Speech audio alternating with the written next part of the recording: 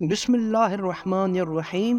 السلام علیکم دوستوں اور بچوں، آپ کے لیے ایک پھر سے نئی کہانی لے کر حاضر ہوئے ہیں۔ کہانی سننے سے پہلے آپ کو پتا ہے چینل کو کرنا پڑتا ہے سبسکرائب، ویڈیو کو کرنا پڑتا ہے لائک، اور ویڈیو مکمل ہونے کے بعد ویڈیو کو کرنا پڑتا ہے شیئر اپنے فیملی ممبر کے ساتھ۔ تو کہانی کا آغاز کچھ یوں ہوتا ہے۔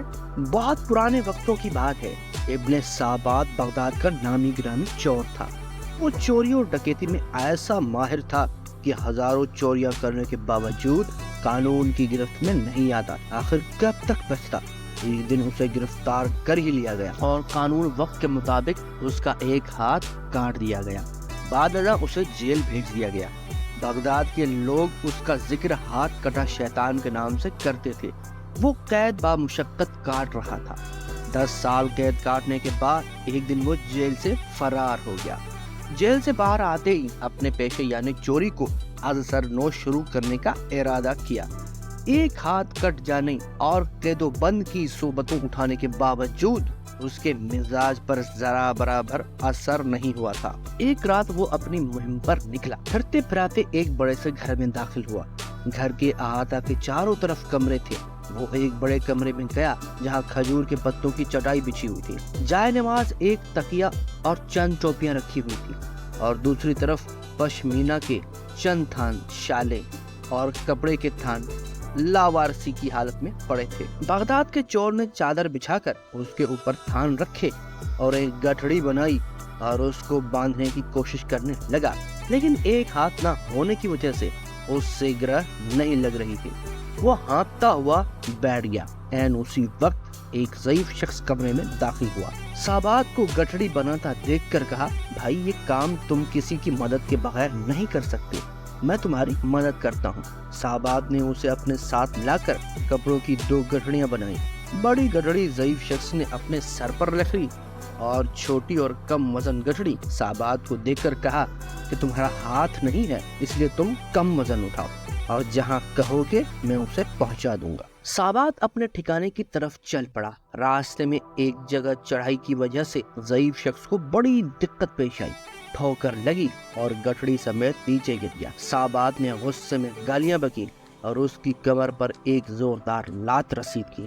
ضعیف شخص یوں تو کھڑا ہوا اور کمزوری کی وجہ سے گرنے کی معافی مانگنے لگا۔ ابن سابات نے طاقت کے ذہن میں دوبارہ بڑی گٹھڑی عمر رسیدہ شخص کے سر پر رکھ کر سفر شروع کیا۔ چلتے چلتے وہ ایک کھنڈر میں جا پہنچے جو بغداد کے چور کی پناہ گاہ تھی۔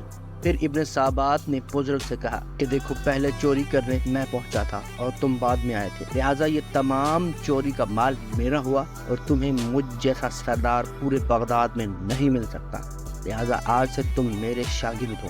بزرگ شخص نے ادب و احترام سے عرض کیا، بھائی یہ تمام مال تمہیں مبارک ہو، افسوس میں تمہاری کوئی خدمت نہیں کر سکا، بلکہ اپنی کمزوری کی وجہ سے تمہارے لیے پریشانی کا باعث بنا، جس کے لیے معافی مانگتا ہوں اور رخصتی کی اجازت چاہتا ہوں۔ خدا حافظ کہہ کر وہ شہر کی جانب چل پڑا۔ دوسری طرف ابن سابات کے دل و دماغ اور ضمیر کو اپنے ساتھی کے حسن سلوک نے جھنجھوڑ کر رکھ دیا تھا اور ضمیر کی خلش نے اسے بے چین کر دیا تھا۔ صبح ہوتے ہی بغداد کا چور اس رات کے ساتھی اجنبی چور کی تلاش میں نکلا تاکہ اپنے گزشتہ رات کے سلوک کی معافی مانگ سکے۔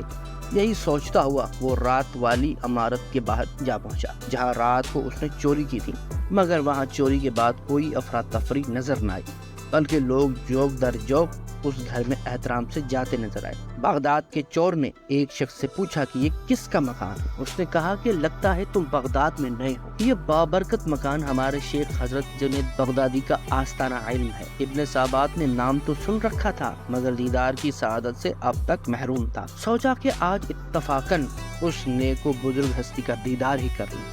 اندر جا کر کمرے میں جھانکا تو دیکھا وہی رات والا عمر رسیدہ ساتھی مصلے پر بیٹھا درس دے رہا اور با ادب لوگوں سے کمرہ بھرا پڑا ہے۔ اتنے میں اذان ہوئی، سب نماز کے لیے مسجد جانے لگے۔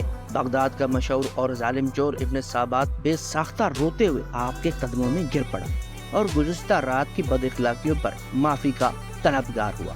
شیخ جنید بغدادی نے اسے زمین سے اٹھا کر اپنے گلے سے لگا لیا اور مسکراتے ہوئے فرمایا، در توبہ ابھی بھی کھلا ہے، ابن سابات کی دنیا ایک لمحے میں بدل چکی تھی۔ وہ شیخ حلقہ وادات میں داخل ہو گیا اور وہ ہاتھ کٹا شیطانوں صابو بغداد کا شاطر چور شیخ جنید بغدادی کے زیر سائے عبادت ریاضت میں وہ نام لیا کہ اب اسے بغداد کے لوگ بغداد کے چور کے بجائے شیخ احمد ابن سابات کے نام سے نہایت عزت و احترام سے جانتے تھے۔ اسی ابن سابات کو ایک مرد خدا جنید بغدادی کے حسن و اخلاق و کردار نے چند لمحوں میں بھی خاصان خدا کی صف میں داخل کر دیا۔